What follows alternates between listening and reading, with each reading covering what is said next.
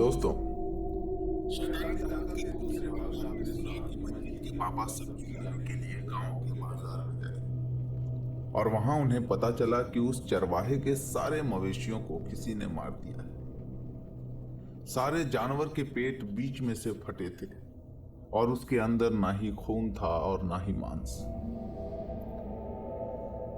गांव के सारे लोग ये सुनकर आश्चर्य करने लगे। भेड़, बकरी, भैंस, सारे जानवर को इस तरह कौन मार सकता है?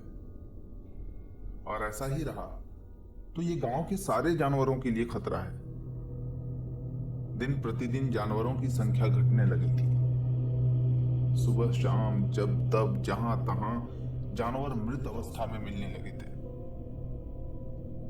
गांव वालों में आक्रोश पैदा हो गया था और सारे लोग जंगल से ढूंढकर उसे मारने का प्लान बनाने लगे थे, जिसने गांव में हड़कंप मचा रखा था। ये बात जब मंजीत के पापा को पता चली तो वो घर में जाकर इस बात को बताए। अब मंजीत की मां परेशान हो गई और दीपक के बारे में सोचने लगी। मंजीत के पापा बोलने लगे कि वो अब दीपक नहीं है, उसके अंदर कोई शैतानी ताकत है। यही तो बात है कि उसके अंदर शैतानी ताकत है और ये सब उसी के वजह से हो रहा है, दीपक नहीं कर रहा। अगर दीपक खुद से ऐसा करता तो शायद उस दिन हम सभी को मार देता, लेकिन वो अपने ऊपर नियंत्रण करके यहां से चला गया। हमें उसे बचाना होगा, मंजीत की मम्मी फटाक से बोली। अब वे लोग दीपक को उस शैतानी ताकत से आजाद कराने का प्लान बनाने लगे। उधर गांव वाले मारने का प्लान बना चुके थे। दूसरे ही दिन गांव वालों के जंगल पहुंचने से पहले मंजीत के मम्मी पापा मंजीत के साथ उस जंगल में पहुंच गए। पहुंचने के बाद उस बड़े जंगल में दीपक को ढूंढना इन लोगों को बहुत मुश्किल लग रहा था। मंजीत की मम्मी दीपक दीपक चिल्लाने लगी, लेकिन प्रतिक्रिया सिर्फ हवाओं के उतार चढ़ाव का ही मिलता रहा। गांव वालों की भीड़ भी उसी जंगल की ओर आ रही थी और किसी को समझ नहीं आ रहा था कि दीपक को कैसे बुलाया जाए। फिर मंजीत की मां को अचानक से यह ध्यान आया कि उस रोज शायद खून की गंध से ही दीपक के अंदर वो शैतानी ताकत आई थी, जब बिल्ली चूहे को मुंह में दबाकर कमरे से बाहर निकली थी। मंजीत की मां आओ देखी न था और एक पत्थर उठाकर अपने बाएं हाथ के एक उंगली पर जोर से मारा। उंगली से खून की धार निकल आई। मंजीत के पापा इसके लिए उन्हें डांटने भी लगे और ऐसा लग रहा था कि झाड़ियों से होकर कोई तेज गति से इन लोगों की तरफ आ रहा है। तभी अचानक से उस जंगल के तेवर बदल गए। हवाएं गर्म होने लगी और पेड़ कांपने लग गए। दूर से झाड़ियां थरथराती हुई मालूम पड़ रही थी और ऐसा लग रहा था कि झाड़ियों से होकर कोई तेज गति से इन लोगों की तरफ आ रहा हो। इन लोगों के चेहरे पर डर साफ दिख रहा था, फिर भी अपने आप को संभाले हुए ये तीनों वहीं खड़े थे। तभी वहां एक विशालकाय जानवर के जैसा कोई अवतरित हुआ। ठीक उसी तरह ये दीपक नहीं था, उन लोगों को पता चल चुका था।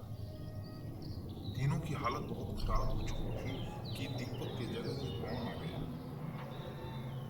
उन लोगों को लगने लगा था कि अब इससे बचना बहुत मुश्किल है। ऐसा लग रहा था जैसे वो एक ही बार में तीनों को चबा सकता है।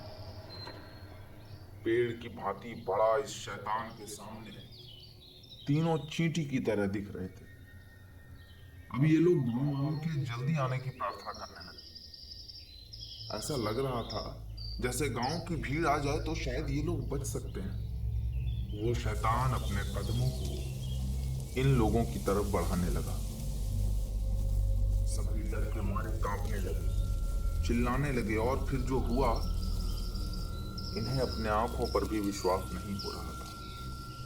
एक और शैतान वहां आ धमका, उसी तरह लेकिन कद काठी शरीर में पहले से बड़ा और दिखने में भी भयावह। ये दीपक मालूम पड़ रहा था। मंजीत की मां अब निडर हो चुकी थी। दीपक अपनी बड़ी बड़ी आंखों में खून लिए उस शैतान पर टूट पड़ा था। पेड़ से टकराता गया और पेड़ टूटकर जमीन पर गिरते गए। फिर दोनों के बीच जमकर लड़ाई होने लगी। दोनों के गुर्राने से पूरा जंगल कांप रहा था। हवाओं की सरसराहट बंद हो चुकी थी। वहां की जमीन बहुत तेज सांसें ले रही थी। गांव वाले भी जंगल से थोड़ी दूर पर रुक गए थे। किसी की भी आने की हिम्मत नहीं हो रही थी। और ये तीनों इस भयानक दृश्य को अपनी खुली आंखों से देख रहे थे। देखते देखते दीपक ने उस शैतान के सिर पर जोरदार और उसके पेट को बीचों बीच फाड़ कर उसका खून पीने लगा। शैतान की आंखें बंद होने लगी थी और दीपक लगातार उसके खून पीता जा रहा था। थोड़ी ही देर में दीपक फिर से अपने वास्तविक शरीर में आ गया। इधर गांव वाले भी जंगल आ चुके थे और सभी राहत की सांस ले रहे थे। पेड़ पौधे, जंगल, झाड़ी सब इस शैतानी युद्ध के बाद स्थिर हो गए थे। गांव वालों को भी सारी कहानी पता चलता है और सभी दीपक को उस शैतान से छुटकारा दिलाने के लिए धन्यवाद करते हैं। अब उस गांव में सब कुछ पहले जैसा हो गया था। भेड़ बकरियां, जानवर और वहां के लोग बाग सभी खुशी खुशी जंगल में आने जाने लगे थे। बच्चों को भी स्कूल से आते जाते कभी डर नहीं लगने लगा। एक दिन दीपक और मंजीत अपने कॉलेज से आ रहे थे। जंगल पहुंचते शाम हो गई, लेकिन अब उस शैतान का डर किसी में भी नहीं था। इसलिए मंजीत भी अपने मगन में आ रहा था। अचानक अपने सामने पहाड़ जैसा किसी को खड़ा देखकर मंजीत डर गया। उसी शैतान की तरह इस बार भी शैतान उसके सामने खड़ा था और दीपक अपने वास्तविक रूप में मंजीत के पीछे।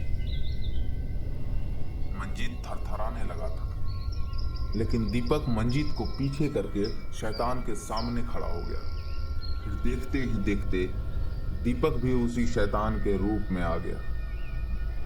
आज दीपक उस शैतान से ज्यादा बड़ा और डरावना दिख रहा था। साथियों, ये कहानी थी शैतानी ताकत की और ये था अंतिम भाग। अगर आपको ये पूरी कहानी पसंद आई हो तो कृपया इसे लाइक करें, कमेंट करें और अपने लोगों तक शेयर भी करें। इसी तरह की डरावनी और रोचक कहानियां सुनने के लिए और अगर आपके पास भी सच्ची घटना पर आधारित कोई कहानी हो तो हमारे साथ जरूर शेयर करें। अधिक जानकारी के लिए हमारा डिस्क्रिप्शन देखें। मिलते हैं फिर किसी नई कहानी के साथ। तब तक के लिए बने रहें हमारे चैनल स्टोरी टीवी पर। शुक्रिया।